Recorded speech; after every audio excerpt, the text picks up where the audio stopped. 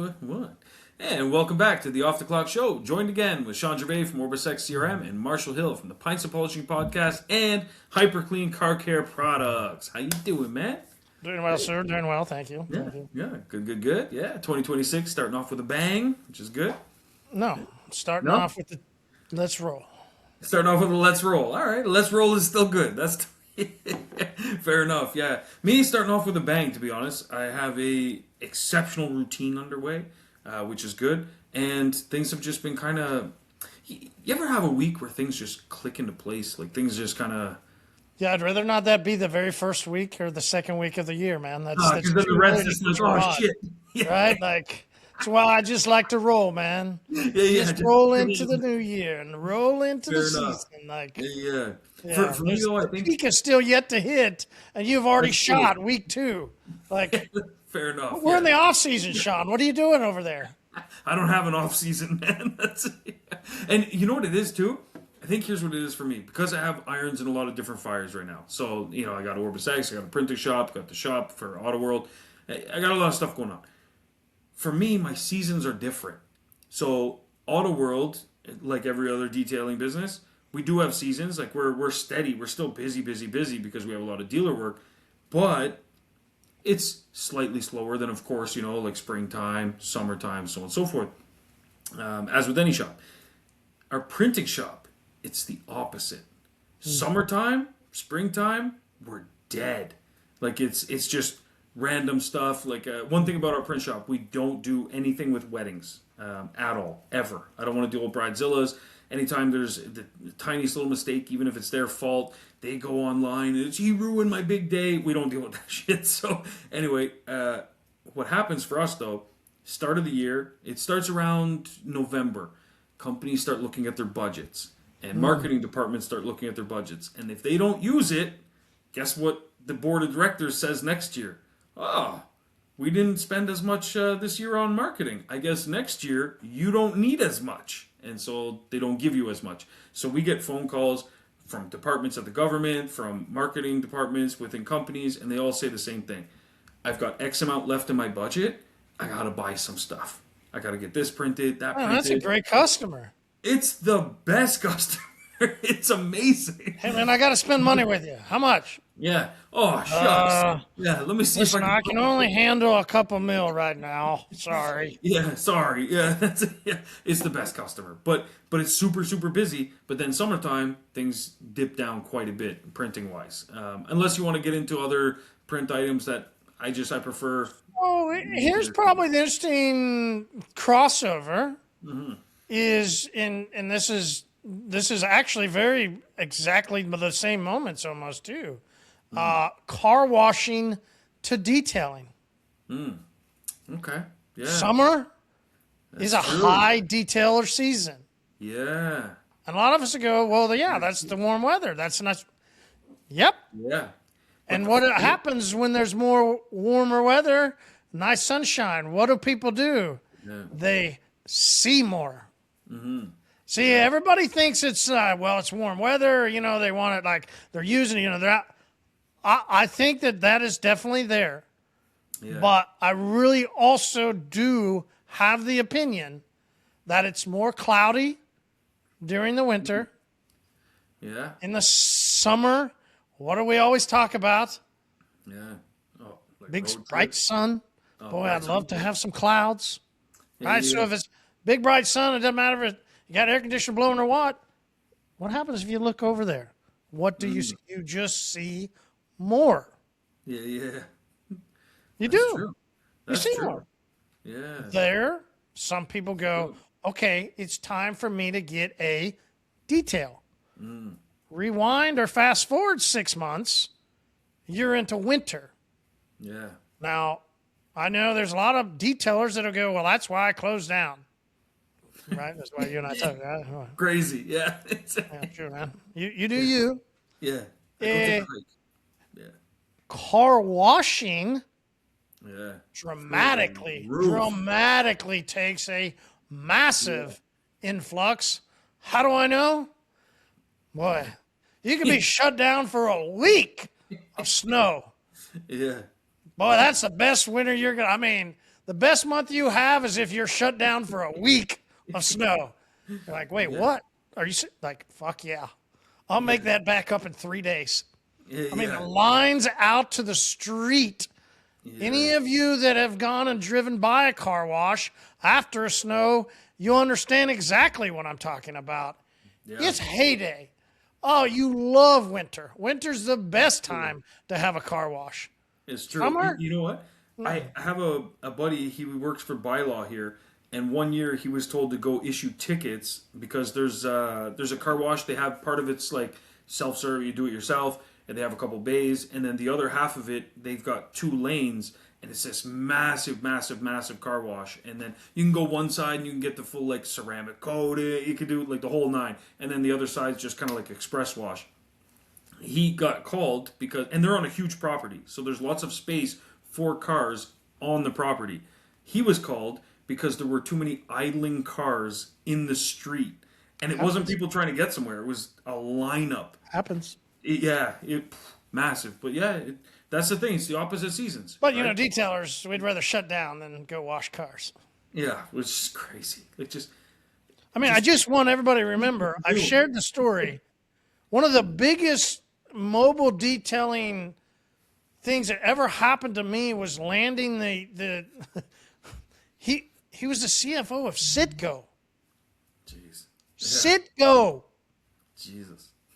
Let's just have a brief moment here. Yeah. Like I started cleaning 60 plus cars a week. Man, it's huge. That's a wet dream. And those were many details. Those weren't just like cheap shit either. Those were good monies. Like I was moving for a moment. Then the fucker sent him down to Houston. So I had a moment, okay? Yeah, I had a moment. The moment matters. It's looking great. And I landed that because I was out in front of what would be considered now Best Buy, but back then it was called Ultimate Electronics. And for $15, $25, $35, $45. That's what I was doing. Washing cars. Well, what did it do? Brilliant. Yeah, it landed me all kinds of people that were going into a high-end electronic place, and they were getting a great service, and they wanted to pass that on. So what happened, right? I mean, it was awesome. It was one of the, but so many detailers don't want to wash cars. No. It's interesting part about yesterday's conversation. The episode will air, today, Tuesday, the same day that we record on the 13th. And we had a big discussion yesterday on our podcast, the Pints and Polishing Podcast, on car washer versus detailer.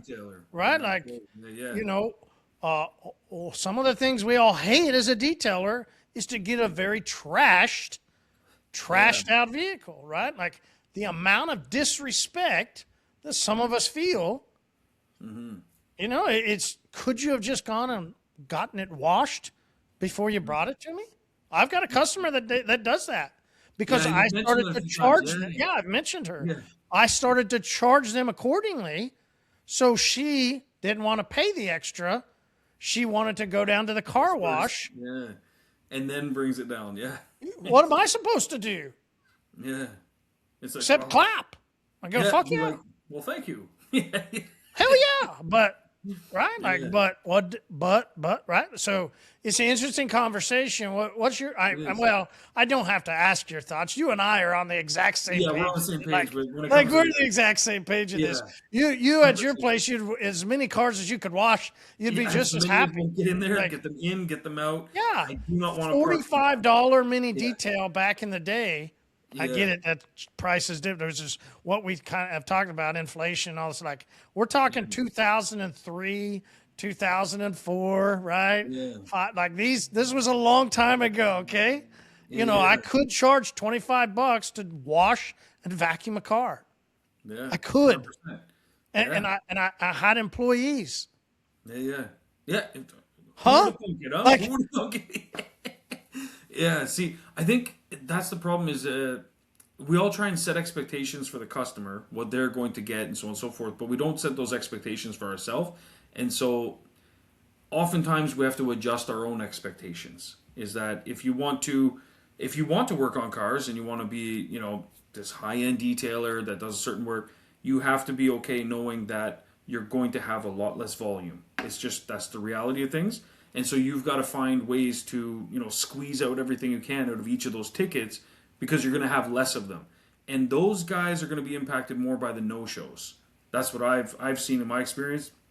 Versus our shop, we're almost like we could have 2-3 no-shows and not even notice it. Be like, oh, okay, yeah, so and so couldn't make it today. Make sure to call them and find out, what happened. Hopefully they weren't in an accident, and then try and rebook them in. That's it.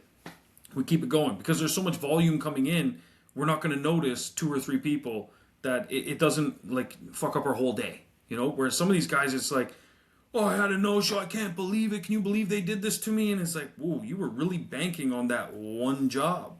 And that to me is a problem. That's not a sustainable business long term. It's really hard to scale that as well. And also something I think you and I have talked about is could you have a sustainable business where you're only getting one-time customers? Yeah. That's what so many of it. Like if you look out into the ether of what is the auto detailing industry. And we've talked about how many of them struggle with maintaining customers. Yeah. Actually talking through. This is why you need OrbisX. You need OrbisX to continue that relationship.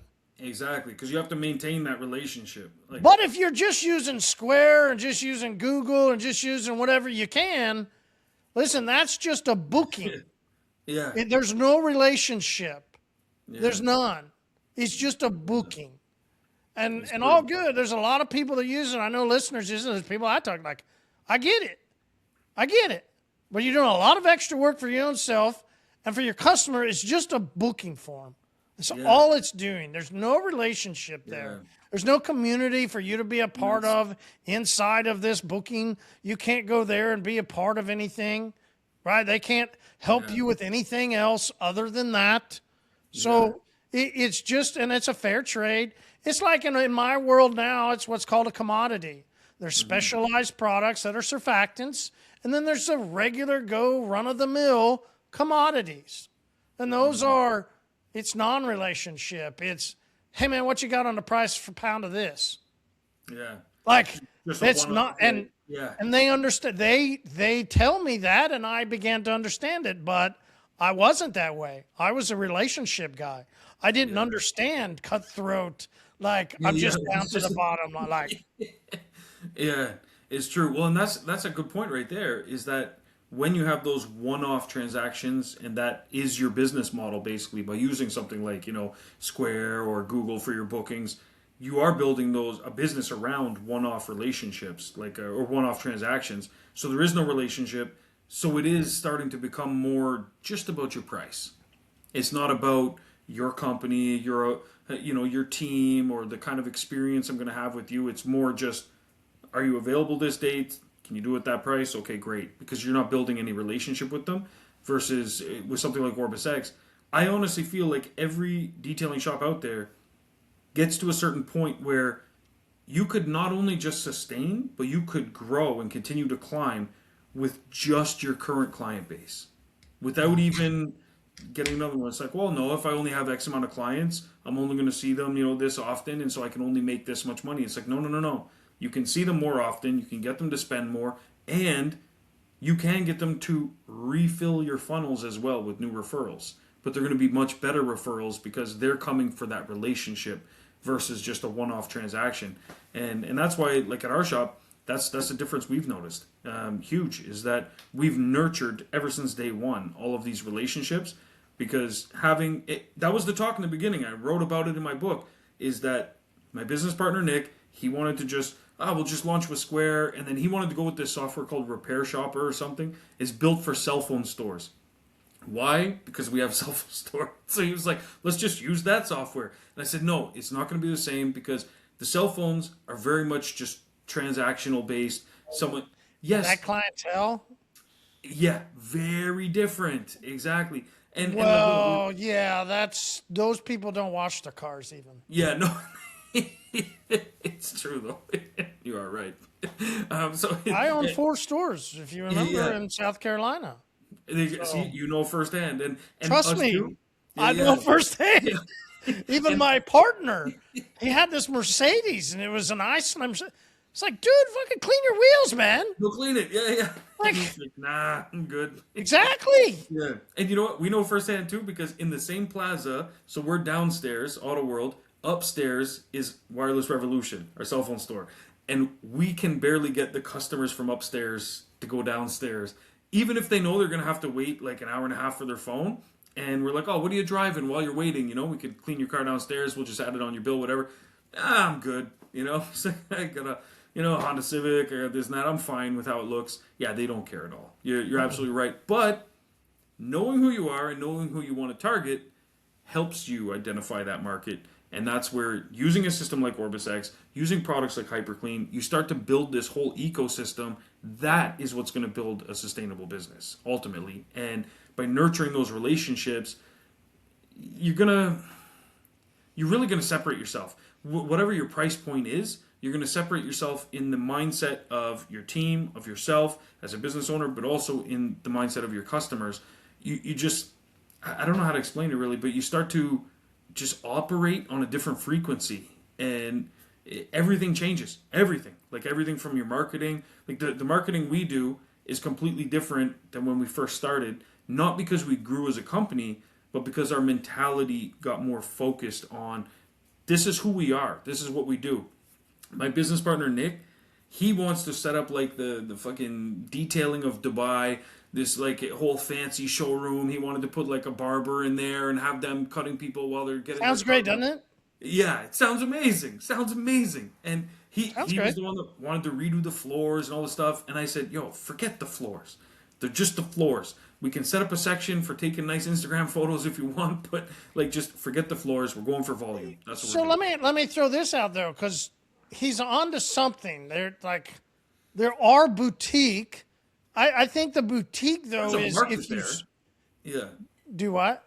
There's a market there for sure. Yeah, there's a market. Like, Yeah. but I think if you're gonna do boutique, you got to do storage.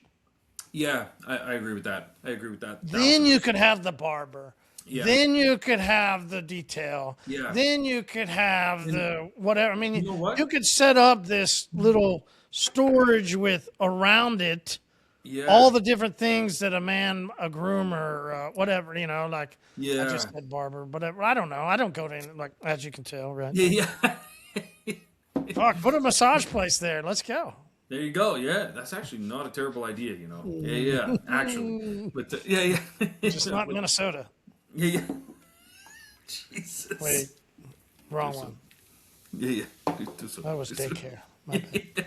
That's daycare. But yeah, so I do think you're onto something though, in that sense. But for me, I just found that for us, what made sense was going volume. That's what made sense for us. We wanted the volume. I knew how to build sales teams and sales processes, so it made sense for us. It may or may not make sense for someone listening right now, but figuring out what you are and what you want to be first before you start doing your marketing will help you determine the kind of marketing that you do, the kind of strategies that you Okay, put. but so walk that out. Who do you want to be? I mean, I think we all want to be awesome. Be Yeah, the best detailer in my city. yeah, Okay. Me too. yeah. But On the wall. what do we want to be? I guess I guess I think of it as, well, what does my area want me to be? I guess I've got to think of it the dyslexic way, right? Like, I always thought of it as, what is my town? What is it able to going to support? And I think I have proven my answer because I've only known for really one company. There's only 2 high ends that have been able to survive. The first one I used to compete against, but they left. Interesting transition, or as some people will say, was it pivot? Ah, yeah, yeah. They pivoted to trash collection. Whoa. Extremely wealthy now. They years ago would still use me to when I joked with him. I go, imagine if you hadn't got out before ceramic coatings, right? Like this was before then, right? The next one is what is here now called White Glove. He is an OrbisX, I think, user. He's inside the group. He's a guy that he did that Halloween one with the scare, right? He's the only other guy, and currently in Tulsa, Oklahoma, which you could say in the surrounding metroplex is 1 point plus. I mean, we're a million plus. We have one standing high-end shop. One. Yeah. Now, are there other people that put on PPF? Don't kid me, and please don't if somebody's like, for a long-standing time, he's 10 plus years now, doing high-end, high quality. I get it. There's others out there, but for the most long time and the highest of the high level, I only know one. So the other guys, they're making a living. Yeah. And I did not want to make a living. No, yeah. You want that next level. So I never went that way. It never was in my psyche. I never could see. Now, post ceramic coating, I think you could. And I definitely go into dealerships and coating to dealerships, though. You know, I mean, with ceramic coating as a weapon, you could be an extremely large company, but pre-ceramic coatings in Tulsa, Oklahoma, I had to wash cars. I never saw the chance that I was going to make a good high quality, good high standard of living by doing detail only, right? Because that was full detail. And you're making 125, 150 bucks. Yeah. For 4 to 5 hours versus how many car wash vacuums, many details can I do in that same amount of time? So that was my math. And that's the way I looked at my area. And we all have to examine our area. If you're in a metroplex that has 10 million people, you're in a different situation. Yeah, very different situation. Yeah, exactly. That's the thing. I think a lot of people don't do that math, though. I think they haven't figured out, because we all have an idea of what we want to be or what we think we want to be. You know, that's like the ego side of us talking. It's the think, right? But I think there's so many of us that, right? So they got the fancy vans, they got the fancy equipment, they got all the nice flooring if they're in a shop, all the stuff that they've seen. Yeah. And it's like, is that even who you want to be? It's kind of like the person that is buying, like, you know, the fancy jewelry or the fancy this and that, but to impress others, but it's not even who they want to be inside, kind of thing. You know, you gotta have that deep conversation with yourself. I think that's tough for a lot of people. Like even us, listen, we had to take a look because we were selling a lot more PPF than we were ceramic coatings. And the reason was because where we're situated, there's a lot of dealerships around. And just their mentality was that they thought, ceramic coating isn't going to be the best benefit for our customer. We're not going to be able to sell it as much. Or some of them were thinking, yeah, but I could sell PPF and we're going to sell it for $8,000 and then we're going to pay you guys $2,000 to put it on. So for them, it was just like, that makes more sense for us to do. So there's one place right beside our shop. They send us a ton of PPF jobs. They principally sell like trucks and Corvettes. That's the two things they sell. And so they send us a lot of work. We've tried pitching them on ceramic coatings. We've made them flyers that their sales guys can use. And every time they're just like, nah, not interested. Not interested. And so as much as we might want to sell them coatings, it's just not going to happen.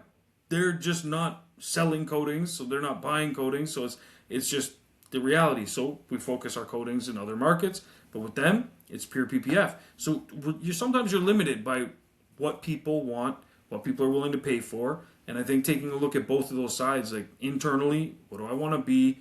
What kind of image do I want to present?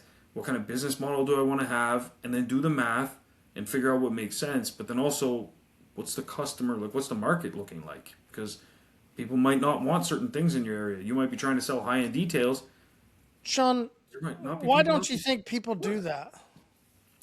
I think it's... What you just listened is common sense. Yeah, but it's the work before the work. And I think people just want to. I think also people look for like the path of least resistance, simple answer, and they're drawn to something. So maybe they're drawn to. I saw this guy, he's crushing it in whatever city he's in. They're following some guy on Facebook or YouTube, and he's like, oh man, he's crushing it. But he's in a completely different city with completely different economics and demographics than you. And you're like, yeah, I want to be that. That's right. But And then you I'm go down gonna that road. I'm gonna put something out there that All right. I'm gonna say it's a trump card on you. I wish he wasn't. I used to be such a great term. Now it's you can't say it anymore. I used to love trump card. You can't say it anymore. I gotta have something. What, ace up my sleeve or something? Yeah, I got put the hammer down. I don't know. I'll come up with it eventually, and I'll get back to All you. right, fair enough. Yeah. All right, we can roll with trump card. That's fine. We're gonna be a state soon. It's okay. Oh, what do you think about Greenland's about to be the next state? Yeah, smart move. I mean, it's either you sell it or they take it. So, well, you take it. But yeah, no, I think it's honestly. I was listening to a comedian, and he was talking about them. I can't remember the guy's name. He's so famous. You would know him too. But he was like, "What are your two options?" It's like either you sell it or they take it. And he's like, because when you have a military that can't even afford blanks and your weapons, you have to make the literal bang sound because nothing comes out. He's like, you sell it. And so, yeah, I don't know. I think it's interesting what's happening in the political sphere for sure. But I think that I'm a big fan of. I call them partnerships. It's colonialism in a way, but it's at the same time partnerships are always good. And when's the last time you bought a product that was made in Greenland? I don't know why. Well, the only thing I know about Greenland is the guy who discovered Iceland called Greenland Greenland and Iceland so that 'cause he was like, people would get that. Yeah. Yeah, that's the only thing. And that's the thing, they're reversed. So The only thing they're known for. Iceland's green, exactly, and then Greenland's. Damn, how long ago was that? Yeah. Sucks to be you. Yeah, it's true, and they just stuck with it, Yeah, but I mean, yeah, it makes sense, and All right, but we were talking about something with Trump card and Greenland. yeah, got so the lost. Trump card. So yeah, I was saying that sometimes people, the reason they don't put in the work before the work is because it is that work before the work, and they're like they'd rather just. I want to be this. They have this idea in their head, and so they just go start, and they just start working, and they don't really think of a business model, and they don't think of their demographic. They just jump into a business, and the business model kind of just builds itself over time, but it's not necessarily a good business model or the right one for who they want to actually be. I think they just fall into place, and oftentimes it's disastrous. Like oftentimes they're like, I want to be a high-end detailer, but I'm in a really small town. I've talked to some Yeah, I had a guys. Trump card, but I don't remember what it was. Fair Your enough. sounds pretty good. I digress. Thanks. I digress. Yeah, fair enough. But I do think that putting in that work, it can solve a lot of your problems. Actually, like for us, for example, volume is the reason why we're still busy in the winter, because with volume, something cool happens. In the beginning, you have very low volume as you start the business, and you're constantly searching for leads, and you're bringing in new people, and it seems like it's all single transaction. But if I want to get to a place of volume, I want to have a lot of customers coming in, a lot of turnover, I don't want to build a parking lot, I don't want cars sitting in my shop for 3-4 days waiting for someone to come pick them up. If you build a business like that, you have a very short period of time, a lot more customers, and you could just literally nurture those relationships and build a very, very healthy, sustainable business that will grow organically without you having to, month after month, pour money into this ad platform or making this creative and so on and so forth. You'll have a business that you're nurturing relationships with that grows. And we get a lot more referrals than most of the shops I've talked to simply because we nurture relationships. Most of the time, just because we ask, and we ask often, and because we deliver an experience that's based around our customer. And without that, you're doing just a single transaction. When can I book them in? Okay, great. And then that just stops for you. You do the work, you send them on their way, and now you're searching for new fish. But when you build these relationships where it's it's properly nurtured. You find out about their likes and dislikes. You make notes on their account. You use a system like OrbisX. You follow up with them. You have some automations that go out. You also pick up the phone. When you start doing all these kinds of things and you realize that nurturing relationships requires attention, it's kind of like I'd like to have a girlfriend or a wife. Well, she's going to need attention. You got to pay attention to her. You got to learn her likes, dislikes. You got to spend time with her, so on and so forth. It's the same thing with your customers. Shame, yeah. Yeah, it's a shame. So, but most people don't want to put in the work. Yeah, and this is where OrbisX really does help, though, take some of the burden off you as an entrepreneur, and it can help fill in a lot of those gaps where you might not remember to follow up on somebody, or you get a phone call from someone, you look them up in the system, and you're going to thank yourself, be like, holy shit, thank God I took 2 minutes at the end of that job and I put in some thoughts about what I talked to the customer about, their likes and dislikes. It's planting those seeds for the future. And so people don't do that enough, I find, and they also don't do enough thinking about, does my business model even make sense for the lifestyle that I want, for the kind of customers that I want? There might be some guys out there that are listening right now that say, you know what, I hear all this talk about volume, I don't want that. I had that before, I want less headaches. There's that side of the fence too. Mm-hmm. But that's where you got to give some thought to and be like, what do you not like about the volume side? So what kind of customer do you want? Because that customer is going to look a lot different than my customer would.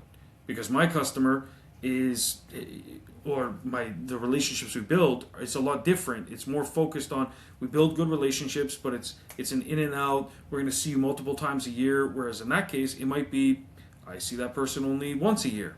But when I see them, they're dropping off their car for 3 days. I baby it. I do this, I do that, whatever. And then maybe I store it during the winter. Who knows what it is? But that relationship will be different. The way you nurture that relationship will be different. Mm-hmm. Is that guy going to want to hear from you every 2 weeks? Probably not. Probably not. All right, we got to get to the OrbisX group because there's some good questions inside the group. And we always love when people post questions inside the group. One that I found was really great, and I'm so excited. I'm so glad that you actually answered it the way that you answered it. Oh, shit. Okay. I wonder what it was. Well, I won't spill the beans, so to speak, and I won't throw you under the bus. Fair. Right? There is locker room talk. Oh, shit. I know. Right? But there, I get asked random questions and stuff. Can we do right? You get asked questions. Hey, can you do? And then it's like another. Hey, can you do? Hey, can you? Hey, can you? Hey, can you? And there was a. Hey, can you? Yeah. And you go, yeah, man. Let me tell you about what it's going to take for that. Hey, can you? Oh yeah, that was today, I think. It was a great response. It was a great response. Yeah. Because I know we all would love to have hey, it'd be great if I could do this. Yeah.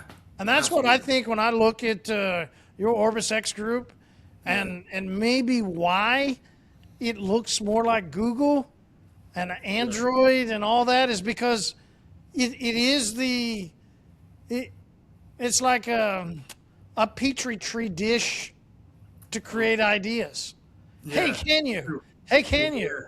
And year after year, which goes into day after day. Yeah, it does. Hey you adds up. Yeah, 100%. And that's where we have to manage that because every day I get probably, I don't know, at least 100 hey can yous. And we have to filter those out, obviously. Some of them are, no, that'll probably never happen. And some of them are, yeah, that makes sense. Some of them are, yeah, we actually have that in the works. But we do you remember that will never happen? Do you remember? There was 2. Yeah. Oh, yeah. There were 2 of them. Oh, you've only had 2? Shawn, you got to get that ratio up, man.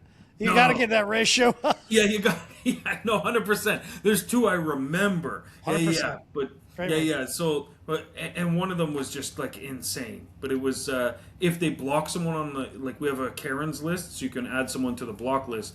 And they wanted to have a message go out to them as the final word. And I was like, yeah, that's not happening. That's not happening. What kind of petty shit is that, man? Just move on with your business. You know what I mean? It's this is crazy now. But that was one I definitely remember as like, no, we can't do that. I actually don't really remember the full other one. It has something to do with payments, but there's a bunch too that like the ratio is higher than that because we get a lot of requests for integrations. Like, oh, it'd be cool if you integrated with this local guy that sells credit card machines, and I want to use his machine versus this one. I'm like, look, man, like Because a salesman showed up and made a call to him. exactly. And so what I started explaining to them is, well, you have to understand what goes into that. So there's going to be probably 3 weeks, maybe a month of development. Then there's going to be ongoing support forever, and we're not taking a piece of the pie from any transactions. So we have to take that on as support. And they said, no, they have their own support. I said, no, listen. I've dealt with like QuickBooks support and all of them. They all say the same thing. Something goes wrong, they say, oh, it's OrbisX. It's third party. Get in touch with OrbisX, yeah. And then they reach out to us, and I'm like, well, actually, it's not. And they believe, oh no, QuickBooks wouldn't lie to me. No, ever. QuickBooks lie to me. No. Okay, sure, got it. So it's but yeah. So there's a few times, but the hey can yous are there's a lot of good ones to be honest. But I've definitely learned who to pick and choose and who to like bump up the list.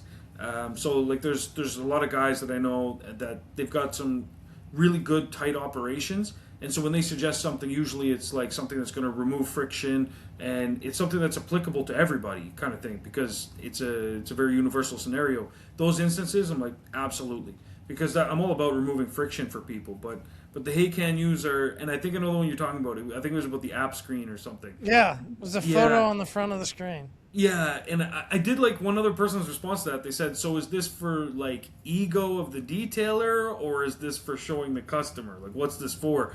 And I think that there's I'm going to say a misconception out there. There's this belief that people have that as a detail shop, they've been sold this idea that if I have my own app, I look like I'm like bigger than I am. I look more established. I look this and that. And I would argue strongly that it's actually the opposite.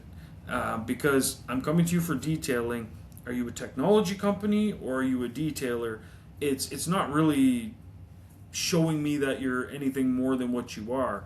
But the biggest thing is that I would have more faith if I was a customer and you were using a system that their job is like keeping my information secure. Like, you know what I mean? So you want me to give you your my credit card number, and you made this app? Okay. How about no? You know what I mean?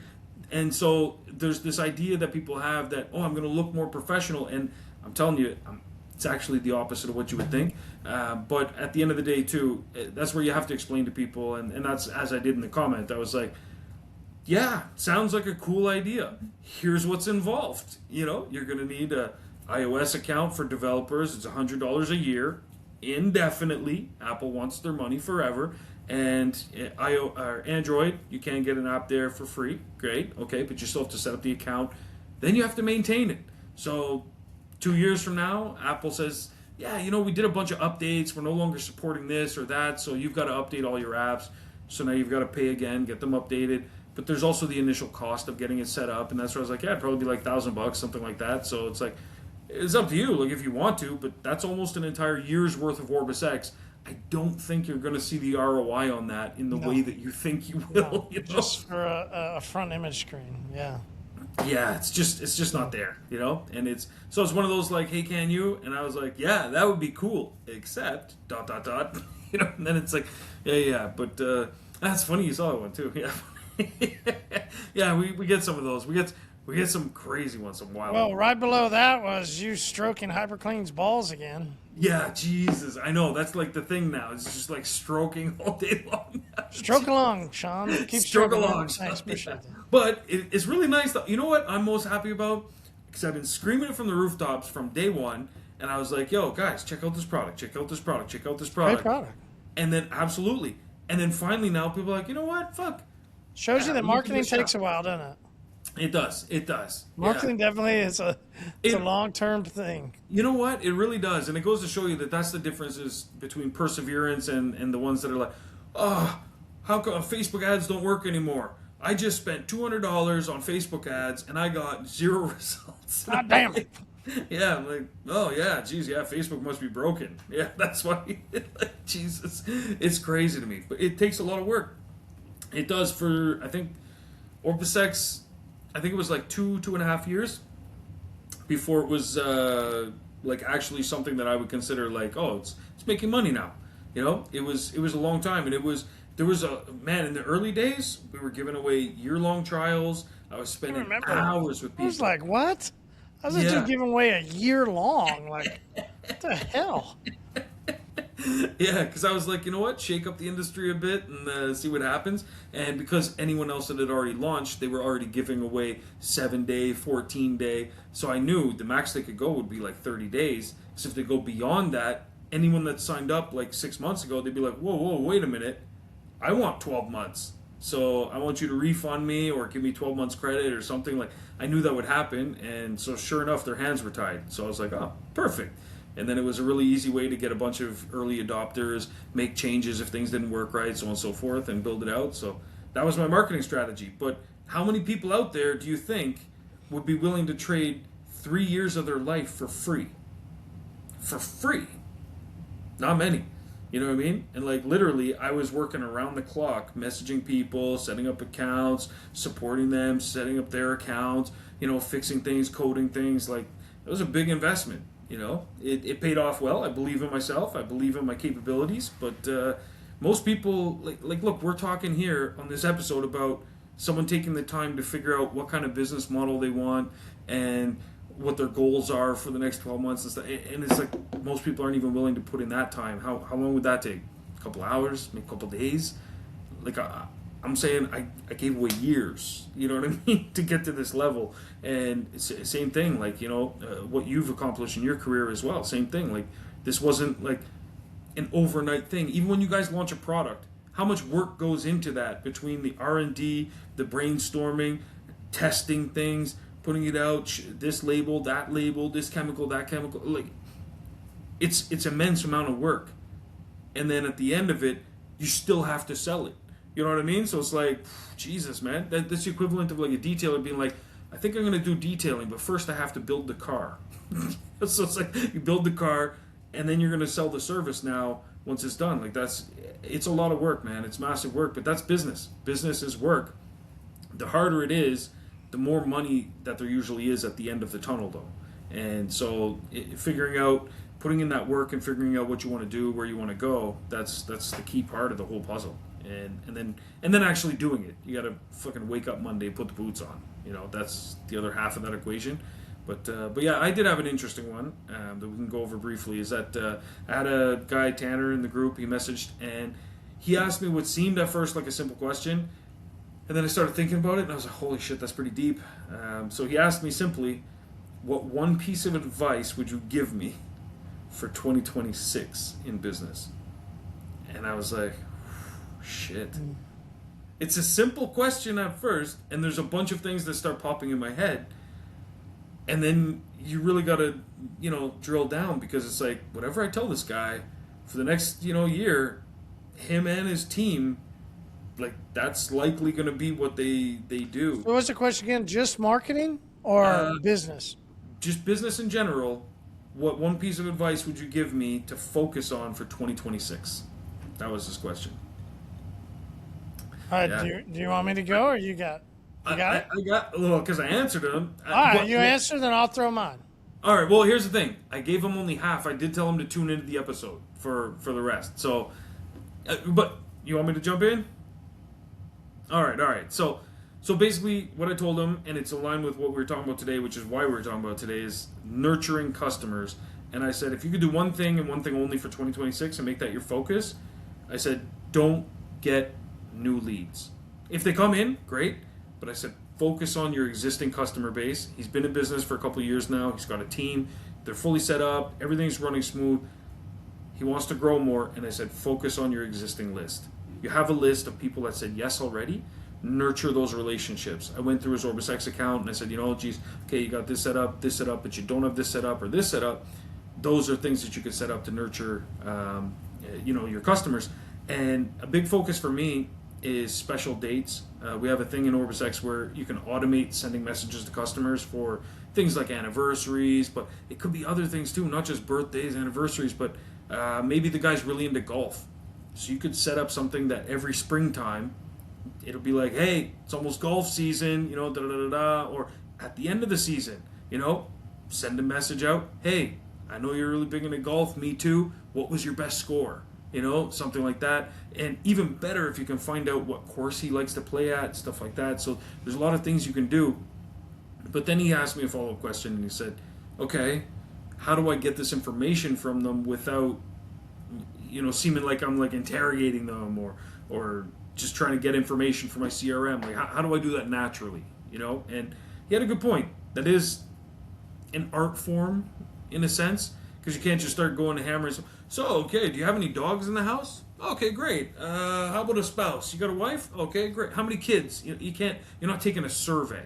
You know, it's got to be very natural how it comes out, and that's where I explained to him this CIA trick that they used to use to get information from the Russians. And instead of asking questions, so they would be at a bar or something, everyone's drinking, and instead of asking questions like, oh, you know, what kind of submarines are you guys using? The guy's guard's up. He's like, I'm not telling you shit. Instead, you make a statement, and that evokes this emotion in humans to want to correct the record. So you can say something like, oh, you know, America's got the fastest submarines because we use this type of propeller and stuff. And then the guy's like, that's not true because we're using such and such and we do this. People just, they want to correct the record and they want to give out this information. And you can use that in your business. And so I did make him a list of a bunch of questions to ask. And so that's where I'll post that in the group as well because it's pretty text heavy and I don't necessarily have to go over all of it. But I did write out some, so let me just move that there. So like a good example would be when you see a customer's car, instead of being like, you know, oh, how often do you like to get your car detailed or something? It sounds like it's just a question that's benefiting you only.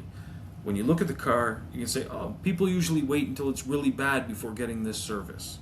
You say something like that, and then, like, oh, well, no, actually, I like to get my car detailed twice a year. I like it to stay clean. So, boom, you find out, is that customer preventative or reactive? Are they the type that likes something in advance of a problem? Or are they the type that's like, nah, I usually wait till it gets really bad, and then I just hope you guys can work your magic, you know? So asking those kind of, or sorry, not questions, but saying those kind of statements is what's really going to help. Things like a lot of people are worried about price. So one of the things I had on my list was, you know, a lot of customers, they usually prefer just the cheapest option, whatever works. And then you just wait, and they'll be like, no, actually, I prefer something that's higher quality. I actually like something that's a little more thorough, a little more in-depth. You'd be amazed how saying the right statement, customers just start to open up. And so my biggest advice for 2026 is you have a list already. You have people you've done business with. Nurture that list. Give them a call. Send them letters. Show up at their door with a postcard. Send them a gift. Like there's a million ways you can engage with your customers. Nurturing those customers that already said yes is the way to strengthen the foundation for your business.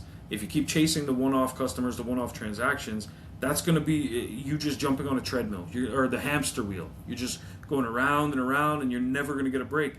If you nurture relationships correctly, you will be able to increase your revenue without doing 10 times as much work.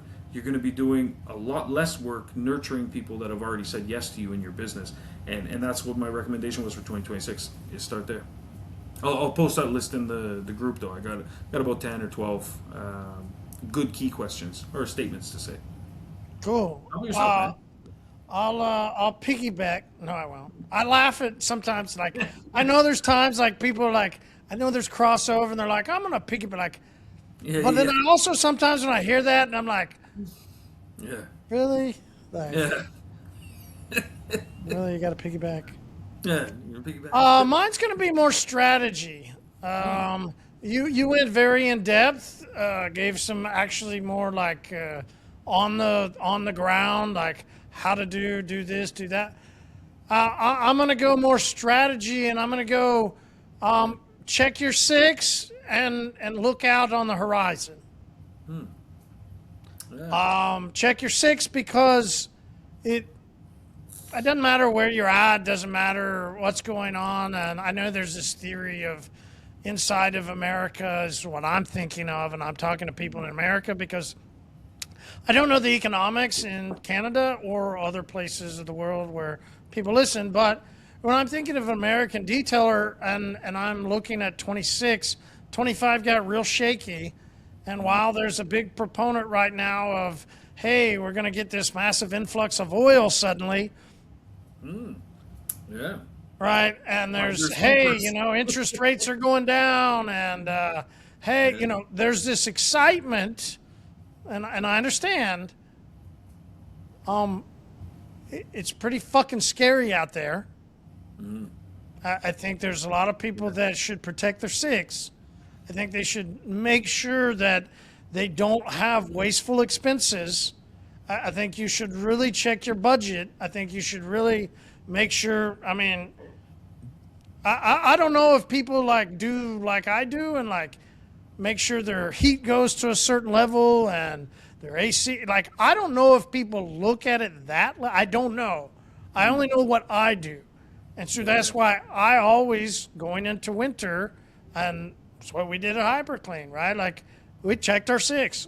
We make sure that going into these tough times that we don't have waste. We don't have some big hole that's going to catch us. And at the same time, we're looking at the horizon. Like, if you don't ever have your eye out for opportunity and you're only thinking of one thing of how do I cut and shit, customers just want this, and man, people around here want this, and man, I just gotta, your head's not up, man. Yeah. Your head's not up at all. Like, you do gotta check your six. You gotta make sure that you're covered, but your head can't be down, dude.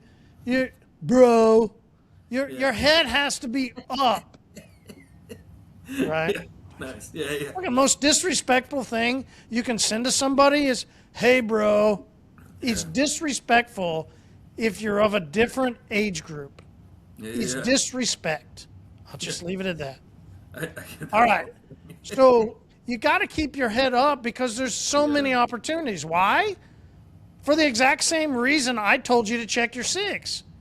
There's thousands out there that don't.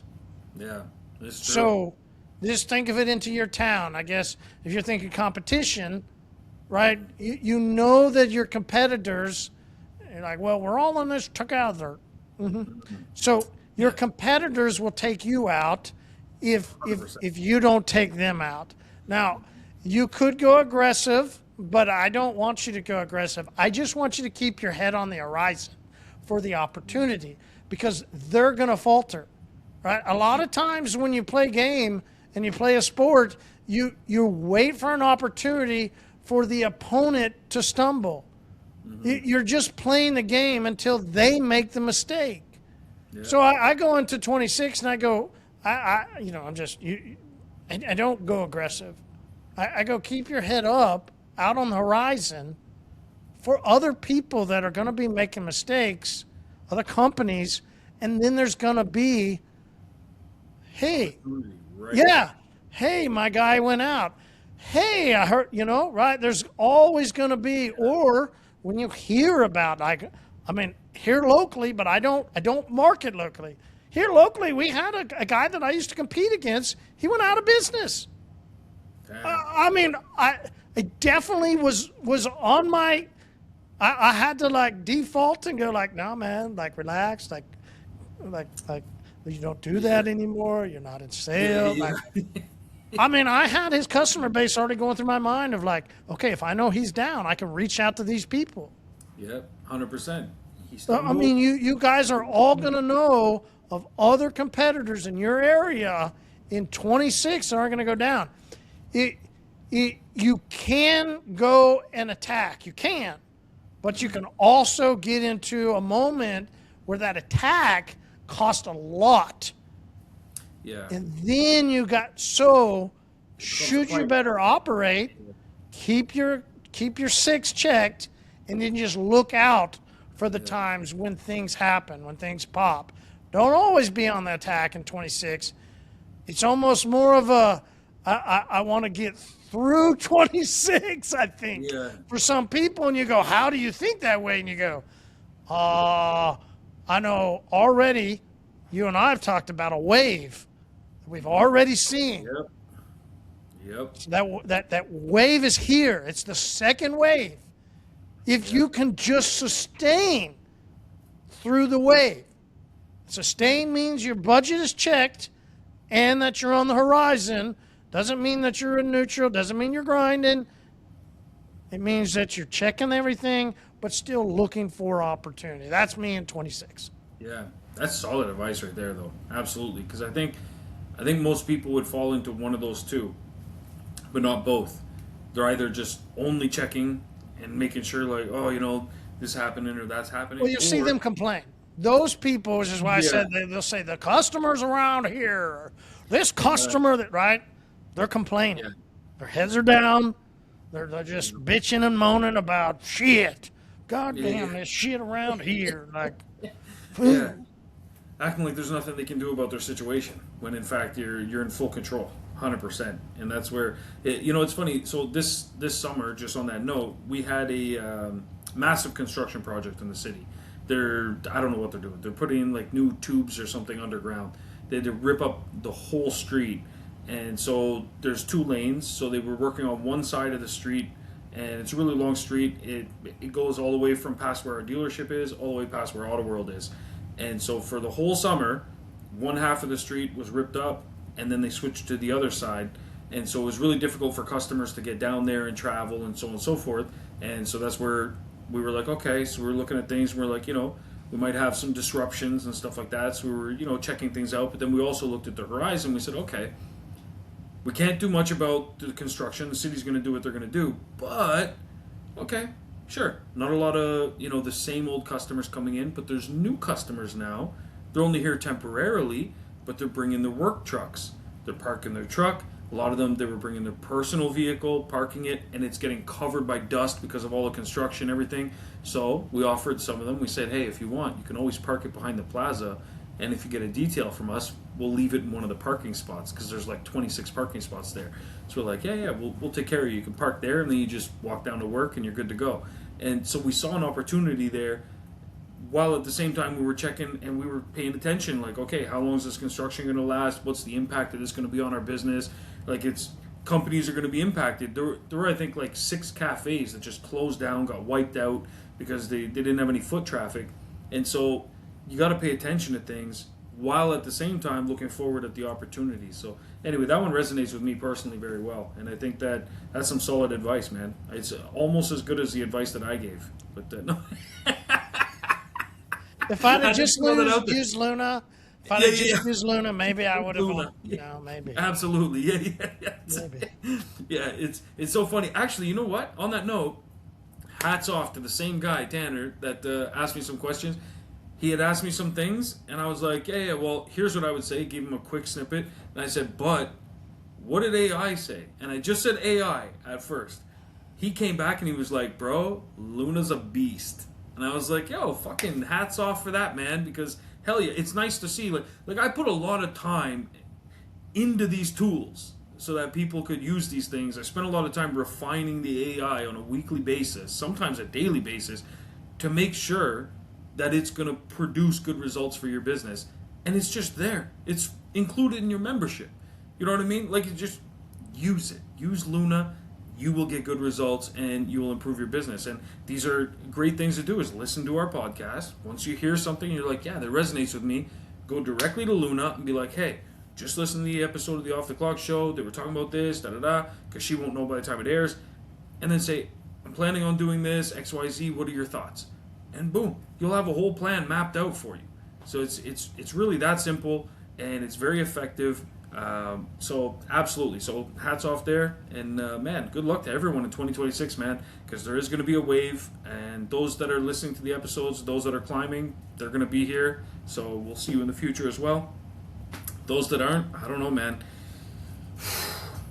get a punching bag and sharpen up your skills because you're gonna need it. Like, jeez, it's gonna be a war out there, 100%. So yeah, but yeah. So appreciate your insights on everything, man. Yeah. So we'll see you guys next week. 2026, let's go. And I will have a mini announcement within a week or two. Anyway, I'll keep you guys posted on that. I'm excited to share the news, but it's going to allow for a lot more time for me to spend on OrbisX coding some more magic for you guys. So we got some awesome stuff in store. And you know what? Last thing, just before I go, anyone that's looking for how to buy HyperClean products, because I highly do recommend them, and here I'm going to stroke the balls a little bit, but for good reason. People can't find it. They're damn good products, but yeah. Guys, right on your dashboard, on the right-hand side, it says HyperClean Shop Now. Click that, or from within the app, just go to OrbisX into your app and then /HyperClean.